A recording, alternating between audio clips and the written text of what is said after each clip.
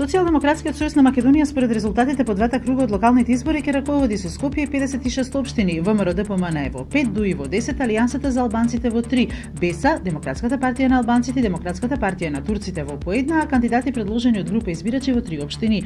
Партиите по вчерашниот втор круг од локалните избори имаат рок од 48 часа по завршувањето на гласањето да поднесат приговори до Државната изборна комисија. Комисијата пак е должна во рок од 48 часа по приемот на приговорот да донесе одлука.